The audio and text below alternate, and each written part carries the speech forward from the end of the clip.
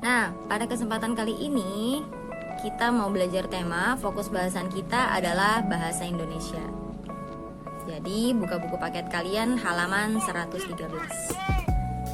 Nih, buku paket halaman 113. Karena fokus kita bahasa Indonesia, jadi kita mau belajar tentang kalimat majemuk. Di sini siapa yang udah tahu kalimat majemuk? Siapa? Saya bu. Coba, apa itu kalimat majemuk? Ada yang tahu? Jadi sayang sekali ya anak-anak, di buku ini tidak ada pengertian yang kalimat majemuk. Jadi Bunda tulis di sini. Ini dia pengertian kalimat majemuk. Nih, jadi kalimat majemuk adalah kalimat yang terdiri dari dua kalimat tunggal yang menjadi satu yang dihubungkan oleh kata penghubung. Jadi nih anak-anak ya, ada dua kalimat sendiri-sendiri nih. Nah, kalimat yang sendiri-sendiri ini namanya kalimat tunggal. Oke? Kalimat tunggal. Nah, setelah digabungkan, mereka ini disebut kalimat majemuk. Oke? Contohnya seperti ini. Kalimat tunggal yang pertama, Roni senang bermain futsal. Kalimat tunggal yang kedua, Roni tidak pernah ikut turnamen futsal. Ini dua kalimat yang terpisah. Ya, ini dua kalimat yang terpisah. Setelah mereka digabungkan, jadi seperti ini. Nah, ini gabungan dari dua kalimat yang ini. Ya, kalimat tunggal ini disebutnya dengan kalimat majemuk. Roni senang bermain futsal, tetapi Roni tidak pernah ikut turnamen futsal. Mereka bisa bergabung karena ada yang menghubungkan, disebutnya kata penghubung atau kata sambung. Kata sambungnya, kata penghubungnya adalah tetapi. Nah, tetapi. Kesempatan kali ini kalian akan belajar kalimat majemuk setara. Kalimat majemuk setara ini apaan sih? Nah, di sini ada pengertiannya nih kalau yang ini nih. Kalimat majemuk setara adalah kalimat yang hubungan antar unsur-unsurnya bersifat setara atau sederajat. Ya, contoh yang ini nih tadi, Roni senang bermain futsal tapi tidak pernah ikut turnamen futsal. Ini contoh kalimat majemuk setara. Oke. Nanti kalimat majemuk yang lain kita bahas di pertemuan selanjutnya insyaallah. Oke, jadi kalimat majemuk setara ini ada 3 macam. Ya, ada 3 macam, yaitu yang pertama kalimat majemuk penjumlahan, kalimat majemuk pemilihan, kalimat majemuk pertentangan. Jadi, apa yang membedakan antara kalimat majemuk penjumlahan, kalimat majemuk pemilihan, dan kalimat majemuk pertentangan? Pembedanya ada di kata penghubungnya. Nah, jadi gini, kalau misalnya kalimat majemuk penjumlahan, kata penghubungnya itu ada lalu, dan, atau kemudian. Oke?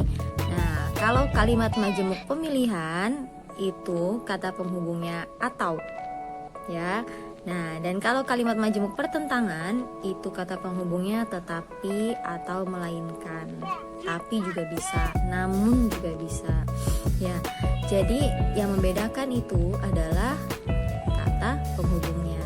Biar lebih gampangnya lagi, biar kalian lebih paham, mari kita lihat contoh kalimat majemuk penjumlahan, pemilihan, dan pertentangan. Oke? Nah, ini nih anak-anak, terbalik. Ini dia contoh kalimat majemuk setara yang jenisnya penjumlahan. Ini ada contoh kalimatnya. Ayah pergi ke kantor dan adik pergi ke sekolah. Lihat, ini kita bisa tahu nih kalau kalimat ini adalah kalimat majemuk setara penjumlahan dari mana? Dari kata hubungnya. Kata penghubungnya apa? Nih, dan. Ingat ya, kalau misalnya kata penghubungnya dan, lalu, kemudian, itu berarti dia kalimat majemuk setara jenisnya penjumlahan atau kalimat majemuk penjumlahan. Oke. Nah, sekarang kita lihat ke bawah. Nah, di sini ada kalimat majemuk setara pemilihan. Ya. Nah, gini nih contohnya. Kopi bisa disajikan dengan air panas atau bisa disajikan secara dingin dengan menggunakan es batu dan air dingin. Coba cari di sini mana kata penghubungnya? Ayo, yang mana? Kata penghubungnya adalah atau. Kata penghubungnya adalah atau. Ya, tadi kita udah belajar sebelumnya. Jadi kata penghubung dari kalimat majemuk setara pemilihan adalah atau, disuruh memilih. Ya, pakai atau. Tapi gini, yang membedakan antara atau yang ada di sini nih, atau yang ada di buku kita nih, kalimat majemuk pertentangan adalah nih kayak gini. Tetapi atau melainkan ini bukan kalimat majemuk ya, karena ini tidak menggabungkan. Ataunya ini nih, kata atau di sini tidak berfungsi untuk menggabungkan dua kalimat, tapi cuma dua kata aja. Tetapi atau melainkan. Nah, kalau yang ini nih, bisa dibilang kalimat majemuk setara pemilihan karena dia menggabungkan dua kalimat. Ya, kopi bisa disajikan dengan air panas. Titik nih kalimat tunggal yang pertama. Yang kedua, bisa disajikan secara dingin dengan menggunakan es batu dan air dingin. Yang menghubungkan dari dua kalimat ini, ingat ini dua kalimat jadi satu, kata penghubungnya adalah atau. Mereka dihubungkan dengan kata atau. Sampai sini paham nggak? Semoga paham ya. Lalu kalimat majemuk pertentangan ditandai oleh kata penghubung tetapi atau melainkan. Jadi kalau contoh yang ini tadi nih, ya, Roni senang bermain futsal tetapi Roni tidak pernah ikut turnamen futsal. Ini termasuk kalimat majemuk pertentangan. Kenapa? Karena kata penghubungnya adalah tetapi. Jadi tugas buat materi bahasa Indonesia kali ini adalah kalian buat masing-masing satu kalimat contoh dari kalimat majemuk penjumlahan, pemilihan, dan pertentangan. Jadi ada 3 kalimat ya, gampang banget tuh. Bikin masing-masing satu contoh kalimat.